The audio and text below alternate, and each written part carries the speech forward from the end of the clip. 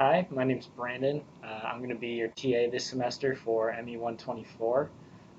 Today we're doing our very first lab, the qualitative photoelasticity. Let's take a look at our setup.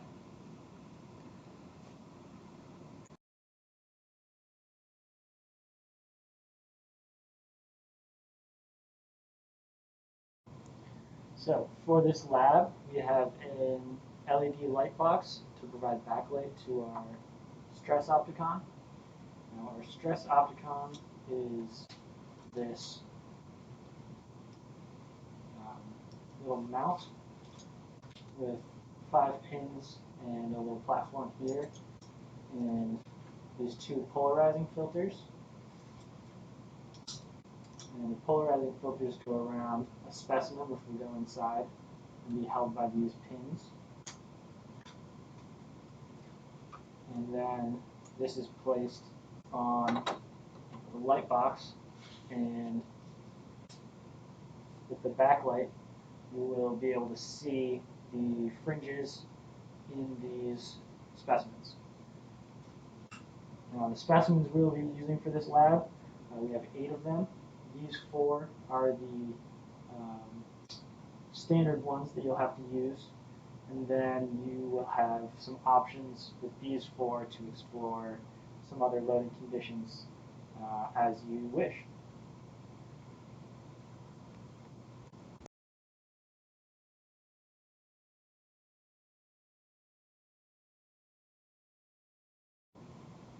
So to use the stress opticon, you're going to want to make sure that these knobs are loosened just a little, so that these plates are a little wiggly. Just enough that you can slide your polarizers underneath. Then you can tighten these down just a little bit. They don't have to be super tight. And you can flip it over. You can take your specimen, adjust your knobs. Say we're going for the cantilever beam. Get that in there.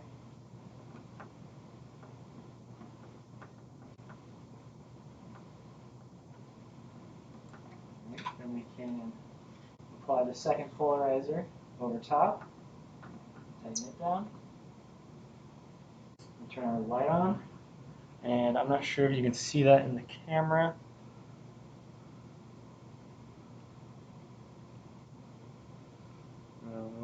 There we go. That is a little bit better.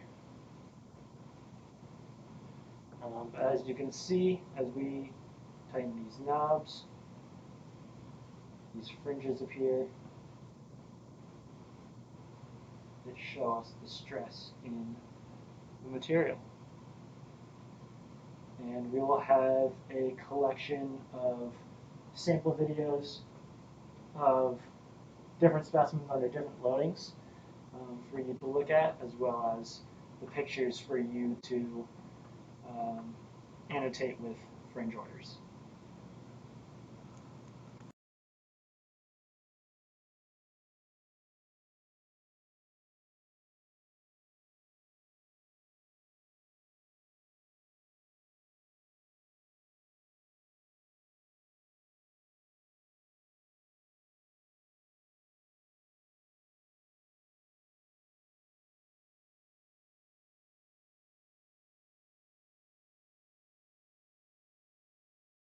Alright, here we have the simply supported beam configuration. You'll see right now there's a little bit of space here, so it's only in contact at these 3 points. And let's apply the pressure.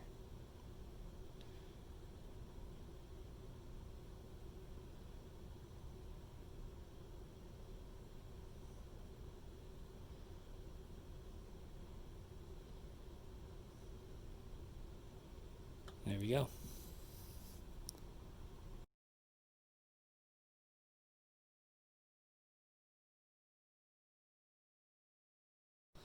Here is the 4-point bending, the constant moment beam. We'll apply pressure equally at these endpoints.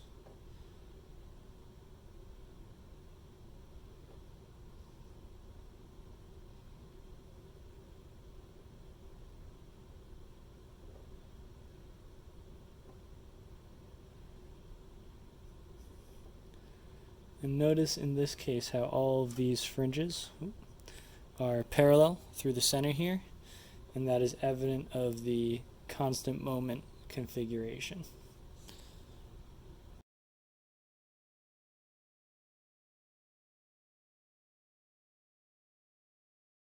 Alright, here we are in the opposed concentrated forces configuration.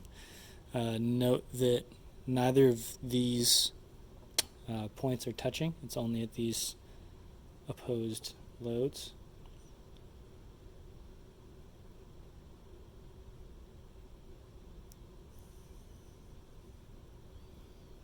Now, note this pattern. We'll see this again when we do the second lab with the discs. A very similar pattern of these X's that splay out towards the edges as pressure is applied.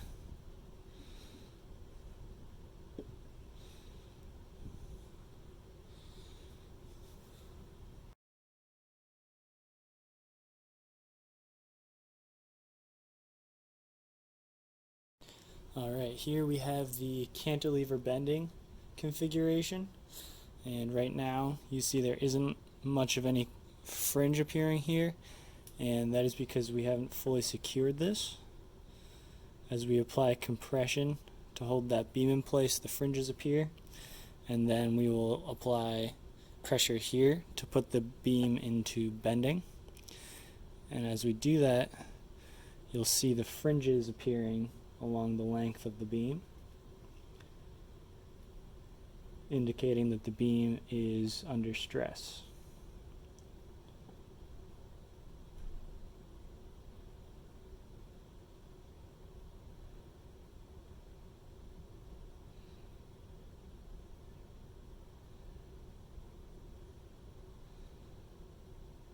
Alright, there you go.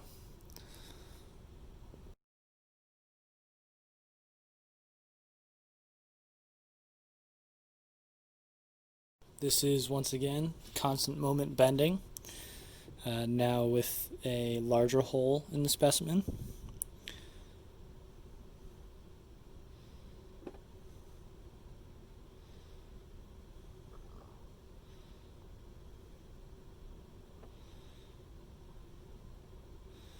Notice how this larger hole produces more of a perturbation in our stress pattern.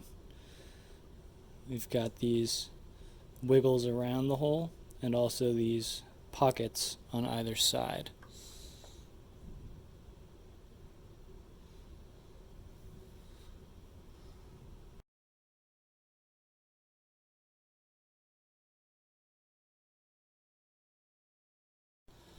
Here again we have the 4-point bending or constant moment beam, and now we have introduced a beam that has a small hole in the center, and we will see how that affects the fringe patterns and the stress inside the beam.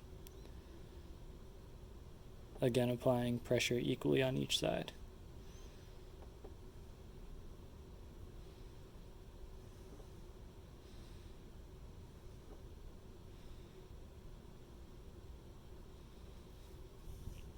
Alright, you see with this the small hole, we have some slight perturbations in the fringe patterns around the hole, but not a lot different from the pure beam.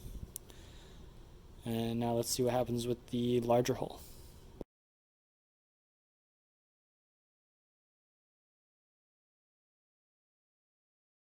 Alright, this is our final specimen for constant moment bending. This one has the notches, and you can see the way the notches were put into this specimen, it actually introduced some stresses within the material. And so now let's apply our pressure and see how these fringe patterns look. Now you can see those stresses that were already there. Our fringes are now coming out from those. And we're also getting this pocket in the very center.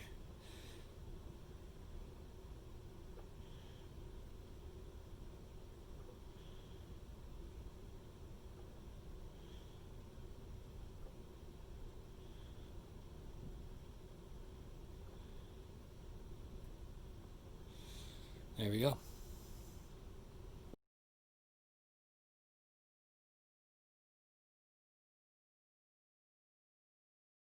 Here we are in 4-point constant moment bending.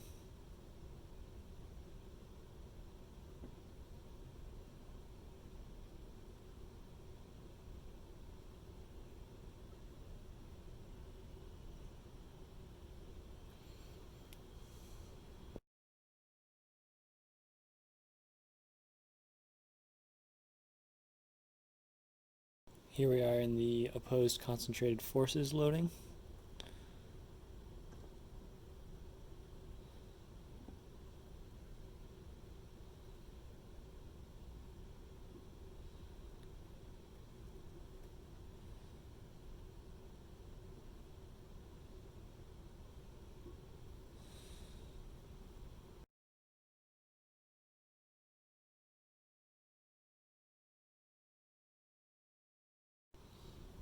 This is the cantilever beam load configuration.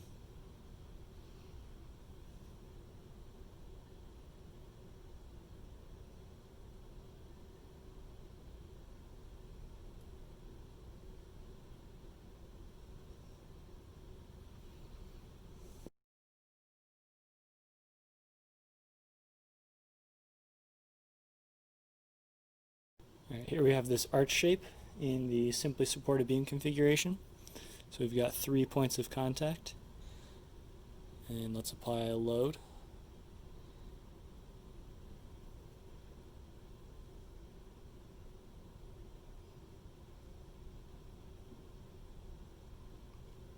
There we go.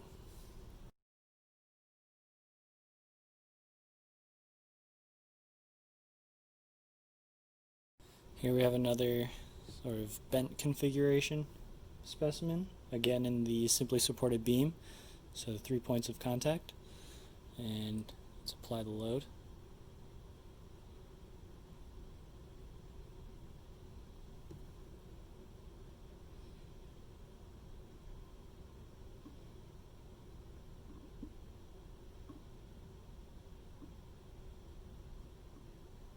There we go.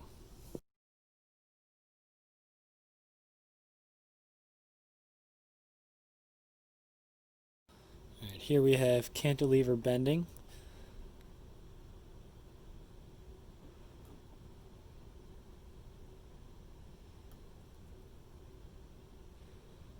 With a load applied at the end.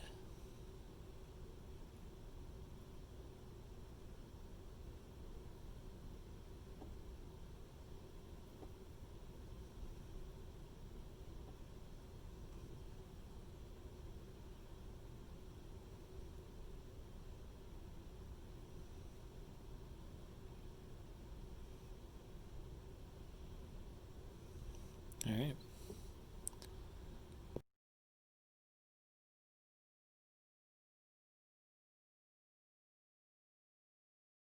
Here is cantilever bending again, but with a load applied at the center.